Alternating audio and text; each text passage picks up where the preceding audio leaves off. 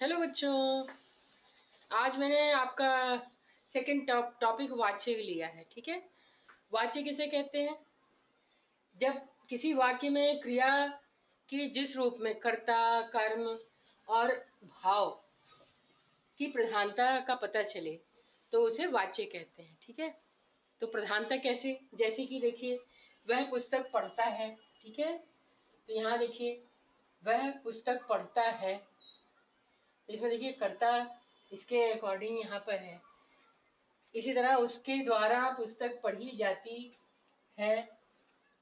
अब यहाँ देखिए, पढ़ी जाती है किया गया, उससे पढ़ा जाता है। तो ये अलग अलग ढंग से जो लिखे गए वाक्य हैं ये शो करते हैं कि यही कहने का तरीका है। इंग्लिश में इसी को एक्टिव पैसिव कहते हैं। ठीक है, तो ऐसे यहाँ भी इसी को देखिए, ये मैंने एक्टिव में बनाया है, यानी कर्तृवाच्य। ये जो है द्वारा पढ़ा जाता है, ये कर्मवाच्य, और उससे पढ़ा जाता है। यहाँ पे पढ़ा जाता है मतलब एक भाव शो कर रहा है। तो इसके आधार पे हम वाच्य के तीन भेद होते हैं। कौन कौन से?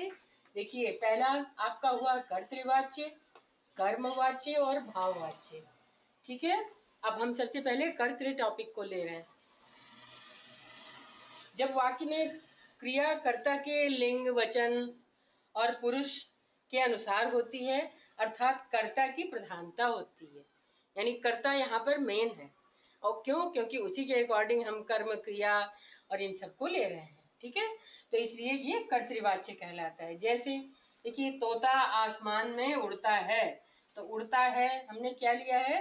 तोते के अकॉर्डिंग लिया है। सुनीता चित्र बनाती है, सुनीता यहाँ बनाती थी हमने किया, तो देखिए बनाती थी, बनाती थी कर दिया, इस तरह से हम सब कोलकाता जाएंगे। अब ये देखिए, काल के अकॉर्डिंग हमने इसे चेंज कर दिया और कह दिया हम सब कोलकाता जाएंगे। मोहन गीत गाता है, तो मोहन देखिए क्या कर रहा है? गीत गाता है। तो इस तरह से ये सारे कर्तृवाच्य हैं। क्यों? क्योंकि यहाँ पर कर्ता की प्रधानता है। कर्म, भाव सब कुछ जो है कर्ता के अकॉर्डिंग चल रहा है, इसलिए कर्तृवाच्य होगा। ठीक है, अब नेक्स्ट मैं लेती हूँ। नेक्स्ट देखिए, कर्मवाच्य। जब वाक्य में क्रिया कर्म के लिंग, वचन और पुरुष, क्रिया जो है कर्म के लिंग, वचन और पुरुष के अनुसार होती है, अर्थात कर्म की प्रधानता होती है, तब वहां पर कर्मवाच्य होता है। जैसे सोना से गीत गाया जाता है। ठीक है, तो यहाँ पर किस पर फोकस हो रहे हैं? गीत पर हो रहा है, गीत गाया जाता है। इस तरह से चित्र बनाया जाता है, जाता था, उनसे मथुरा जाया जाएगा। देखा आपने? अब ये जो है सब कर्म की प्रधानता है, इसमें कर्ता की प्रधानता नहीं है, यानी कर्म के अकॉर्डिंग क्रिया का प्रयोग किया गया है, तो इसलिए ये सारे जो है कर्मवाच्य हुए। अब आइए, अब आपका भाववाच्य आता है। जब वाक्य में ना तो कर्ता प्रधान हो और ना ही कर्म प्रधान हो, तो ऐसी स्थिति में क्या होता है? वचन और पुरुष जो है इन दोनों के आधार पे ना हो, तो इसको हम क्या कहते हैं? बल्कि भाव के अनुसार क्रिया का प्रयोग करें तो वो जो है आपका भाववाच्य होता है। जैसे सुमन से हंसा जाता है, यहाँ हंसने का भाव प्रकट हो रहा है, इसलिए ये भाववाचक है।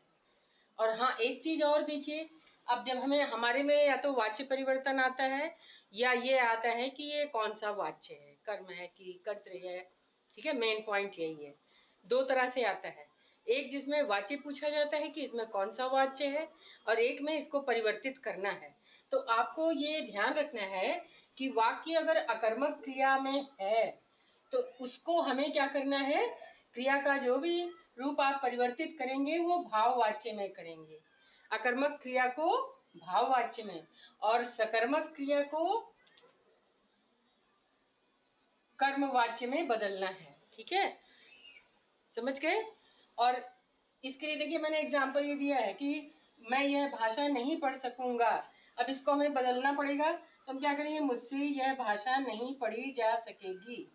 ठीक है, ईश्वर हमारी रक्षा करते हैं, तो ईश्वर द्वारा हमारी रक्षा की जाती है। मतलब इस तरह से आपको सेंटेंसेस को बदलना है। ठीक है, आज का बस इतना ही। अब मैं दूसरा टॉपिक आगे बढ़ती हूँ, अगले वीडियो में मैं आप उसको दिखाऊँ। अब हाँ, एक चीज़ ध्यान रखिए, लाइक और शेयर करना मत भूलिए। और अल्फा ट्यूटोरियल्स ऑफिशियल आपको सब्सक्राइब करिए अगर पसंद आए वीडियो। और अगर कोई कमेंट करना हो या कुछ आपको और कुछ जानना हो तो आप उसमें कमेंट करके हमें बता सकते हैं।